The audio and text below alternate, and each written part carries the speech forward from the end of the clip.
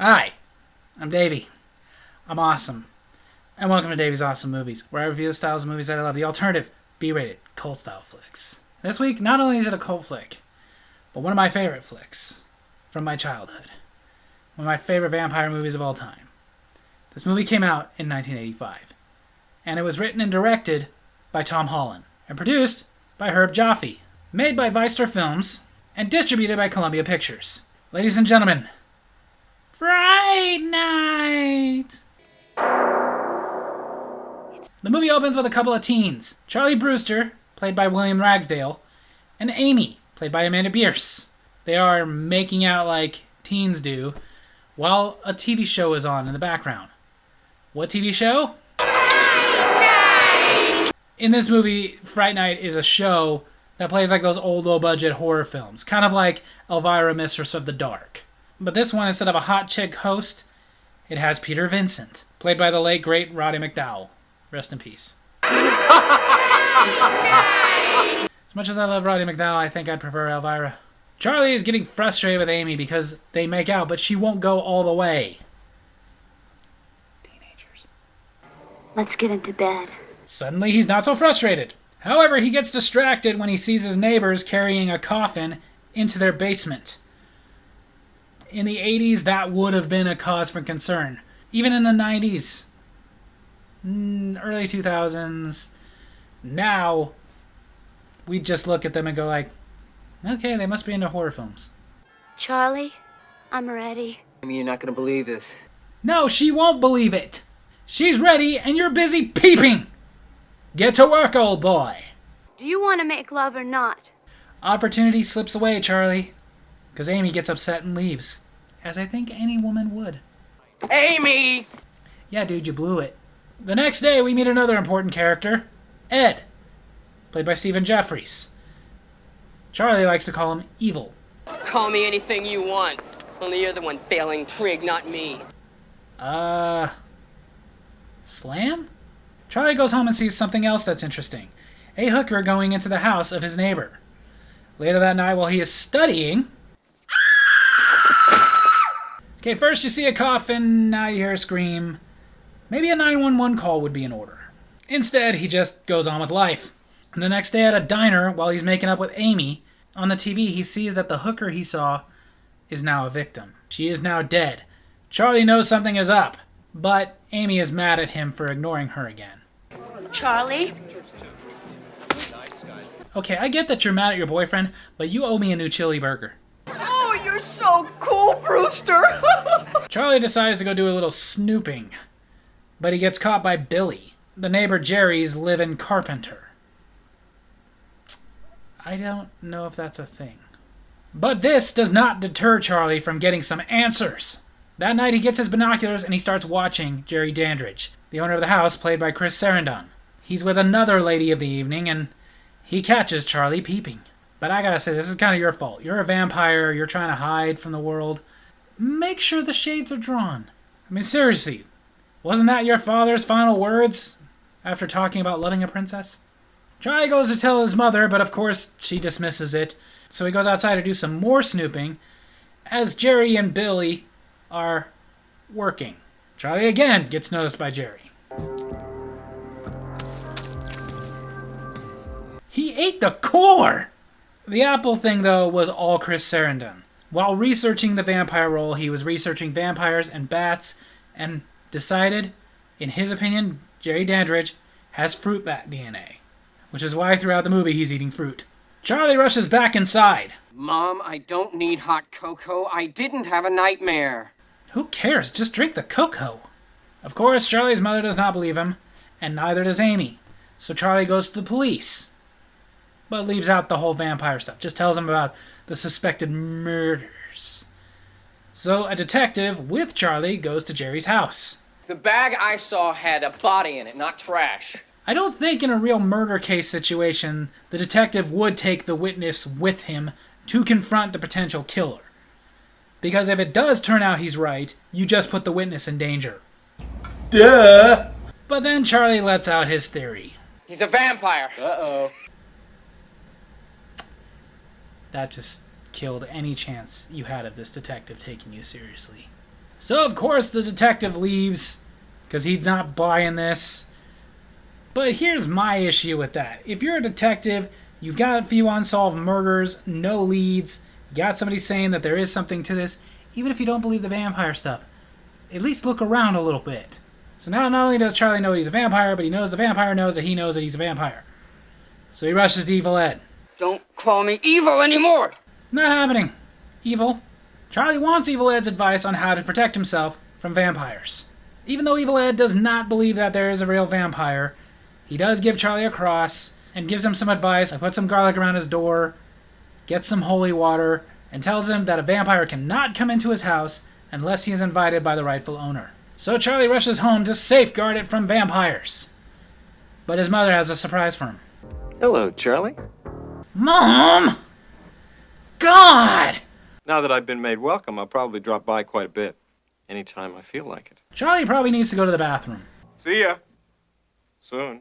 In the middle of the night, Charlie hears something downstairs, so he goes to see what it is. Turns out to be nothing. But when he gets back to his room... Now, we wouldn't want to wake your mother, would we, Charlie? She wouldn't want that either. Trust me, as a parent, few things piss us off more than waking us up. For spying on him and telling the police about him, Jerry tells Charlie he should kill him. But instead he makes him an offer. Forget about me, and I'll forget about you. At this point, good deal. And then after making that offer, I'd go to my mother and say, "Hey, I hear Florida's nice." While Jerry is making his point, Charlie decides to make one. Super strength, very weak skin. Got it. Of course, this makes Jerry angry. And ugly. Charlie's mom is awakened, so Jerry promptly leaves. But I think Charlie knows that this isn't over. Then again, if it's not over, why would the vampire leave? Why wouldn't he just kill the both of them? Like what, are you afraid of Mom?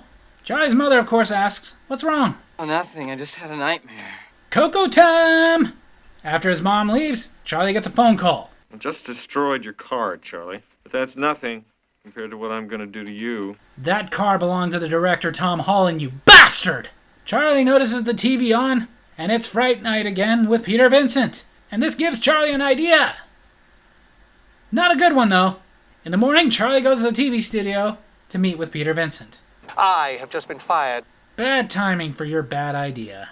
Roddy McDowall played the part of Peter Vincent, snobby and over the top, even though that wasn't how the character was written. The character was written to basically be like Peter Lorre and Vincent Price. But Roddy McDowall didn't see it that way. He didn't see Peter Vincent as a great old-time horror movie actor. He saw him as a terrible actor who's full of himself because he landed one role that was semi-decent and milked it to death. I like that character better. After Charlie tells Peter Vincent that he needs his help in killing a vampire of all things, Peter Vincent just leaves. I mean, who wouldn't see that coming? Amy and Evil Ed go to Charlie's because they're worried about him. Wow. Looks fine to me. Charlie tells them that he's going to go next door and stake Jerry in the heart. This is just like Fright Night. It is Fright Night.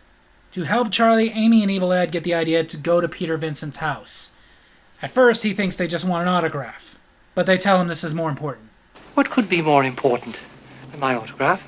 If I had gotten the chance to meet Roddy McDowall, I would have wanted his autograph. But I probably would have asked him to sign it as Peter Vincent. They tell him about Charlie and how they want Peter's help just to keep him from doing anything drastic. Of course, Peter Vincent refuses. He's got to go get work. So they offer him $500. I'll take it. Like a true actor. They call Jerry, explain the situation, and how they want to show Charlie that Jerry is not really a vampire.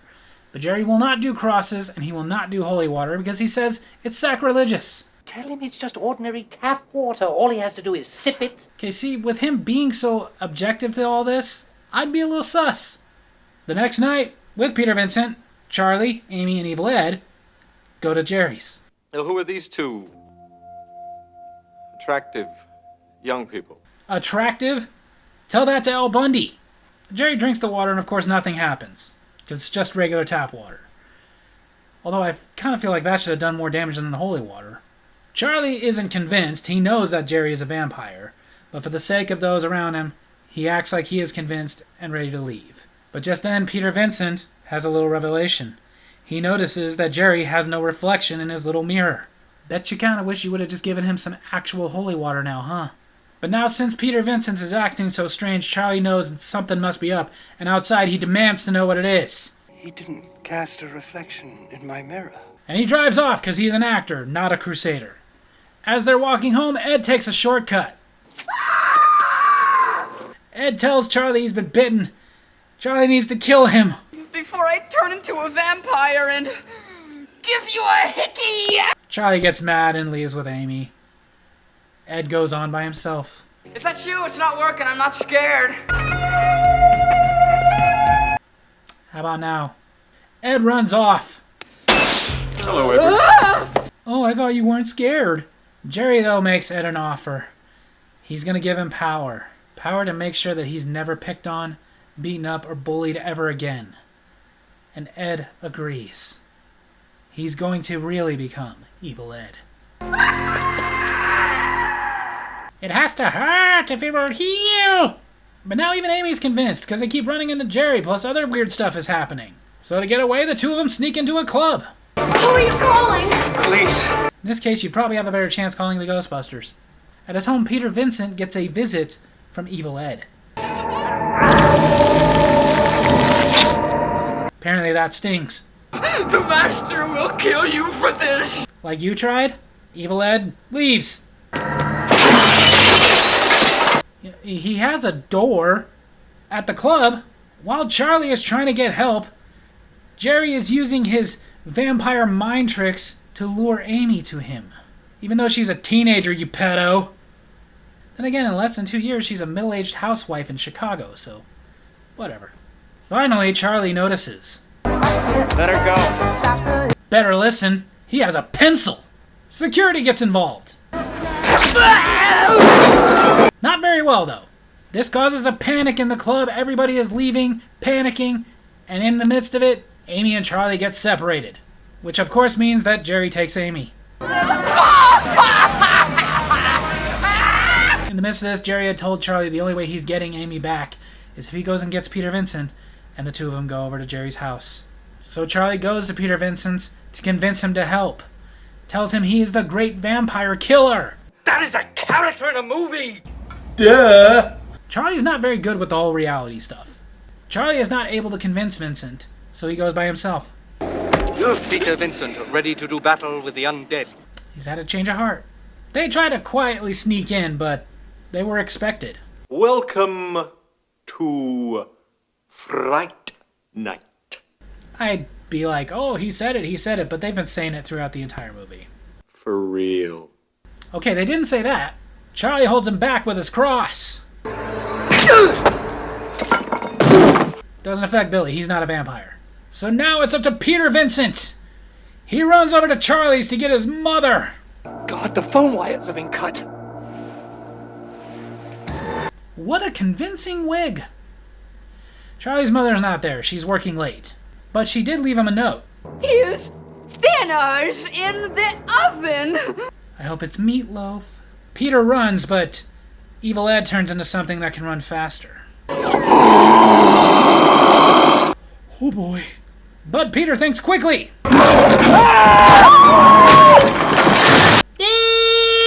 But then, for about 3 minutes, we sit here and watch as the wolf turns back into Evil Ed and dies. Which is good for Peter Vincent, but kind of sucks for the rest of us. I would have loved to have seen a movie just about Evil Ed. An Evil Ed movie where he's in the Evil Dead.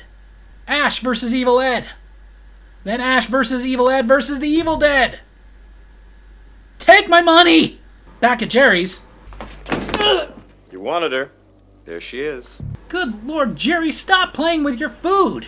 When Charlie sees Amy... No! Doesn't want to make love now. Not unless you like it really, really rough. Peter goes back to Jerry's and breaks into the room that Charlie and Amy are in. And he tells Charlie there is hope. We killed Dandridge before dawn. I mean, he's right, but you shouldn't rely too much on what you see in the vampire movies. Because in almost every vampire movie, they change the rules just a little bit. When they leave the room, they're confronted by Billy. Like I said, he's not a vampire. But he's not a human either. They never explain exactly what he is. A ghoul, I guess? I mean, it's not like he's Renfield. Renfield was a person. The gun doesn't work. Oh yeah, that should work. Wow. It does. What the hell is he? This has been bugging me for almost 40 years. 10 years longer than the 3 seashells. They go looking for Jerry. There he is. But then Jerry's clocks start going off, letting him know that it's almost dawn. Jerry has to get to his coffin, so he turns himself into a bat. That's definitely not a fruit bat. As a bat, Jerry rushes to the basement. Amy? Amy's there too. Charlie is desperate to save her. At this point, I'd want some space. Peter's going after Jerry. Got him. But he doesn't get deep enough. Well, just give them an idea. Peter and Charlie start smashing all the windows in that basement. Which begs the question, you're a vampire, you just bought this house, you're gonna stay in the basement to keep yourself away from the sunlight. Why would you buy a house with so many windows in the basement? Duh! And then put your coffin right under the biggest one. Now Jerry is dead, Amy is back to normal. Which tells us that if he hadn't have killed Evil Ed, he would have gone back to normal too. I mean, it was all one night. Now everything is back to normal. Peter Vincent gets his job back at Fright Night, and Charlie and Amy go back to making out during it. Life is good. Oh, you're so cool, Brewster. So there you have it. That's the classic vampire movie, Fright Night. A movie I've loved since I was a kid. Not since it first came out in 1985. I was like 3. But still, it didn't take me long to see it, and I've loved it ever since. It's one of my favorite vampire movies ever. And this movie had plenty of success, as it had around a $9 million budget and did almost $25 million in the box office. Not only that, but it was the best performing horror movie of the summer of 1985. It was the second best performing of the year. It was beaten by A Nightmare on Elm Street Part 2. Which that's sad, because that was the worst in the series. Funny enough, despite all its success, the studio really didn't expect much out of this movie. So even though they were giving $9 million to a guy at that point who had only written scripts, never actually directed a movie, they paid very little attention to it. Hardly any studio executives ever came by to see what was going on. And Tom Holland has been quoted in saying, "It was wonderful."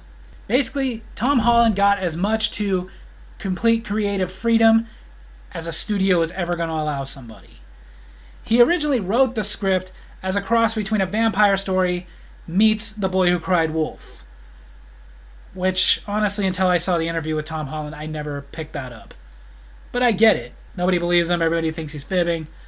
But I just took that as the cliche of nobody ever believes when an actual horror movie thing is happening in a horror movie. Although I will say this, Tom Holland took a risk with the casting choices. Originally auditioning to play Charlie Brewster was Charlie Sheen, who was a big name, much bigger than William Ragsdale. But Tom Holland passed on Charlie Sheen and casted William Ragsdale because Charlie Sheen, he thought, that's the hero guy. He wanted somebody who was very boy next door. And he got it. And these Fright Night movies would be pretty much the biggest thing William Ragsdale would ever do. Basically after this, his biggest claim to fame was a show called Herman's Head. I loved that show. But even the character Peter Vincent, it was originally written for Vincent Price. That's who they wanted to be in this movie. But Vincent Price turned it down. At that point, not only was his health bad, but he was really trying to distance himself from horror movies. But don't get me wrong, as cool as it would have been to have Vincent Price in this role, I'm glad that he turned it down, because I think Roddy McDowall added so much to that character. I kind of feel like Vincent Price would have played it the way it was originally meant to be played, as a great actor who is thrown into a great position, whereas Roddy McDowall wanted to play it as a bad actor who doesn't realize that he's a bad actor. I thought that added such a great element to the character. Especially years later when I realized he was playing Peter Vincent as such a bad actor on purpose. Stephen Jeffries, the one who played Evil Ed, he actually was very frustrated with this movie. He thought he was given the part of Charlie Brewster. It was later revealed to him that he was not Charlie Brewster, he was Evil Ed, and he was very upset about that. He did get over it and did a great job as Evil Ed, But it makes me wonder if that's part of why he turned down the sequel, that they did want him back in. Chris Sarandon turned it down because he was busy making Child's Play. Granted, Stephen Jeffries was also making 976 Evil, but it makes me wonder. However, back to this one. This one was a great movie that, in my opinion, had a great sequel that I've already reviewed, but that sequel didn't get enough play because of all the drama going on around it with the Menendez brothers killing at the time. But I really feel that's unfair. This really should have been remembered as one of the all-time classics. Sure, it got a remake, but So therefore, if you have not seen the original 1985 Fright Night, I very highly recommend. Get out there. Go find it. Go watch it for your own good. Especially if you love vampire movies, because, in my opinion, this one is in the upper echelon of vampire movies. So there you have it. That's my movie review this week. I hope you guys enjoyed it. And if you did, make sure to hit like, hit subscribe, hit the little bell so you get notifications when I post new videos, and leave a comment. Tell me what you thought of Fright Night. Love you guys.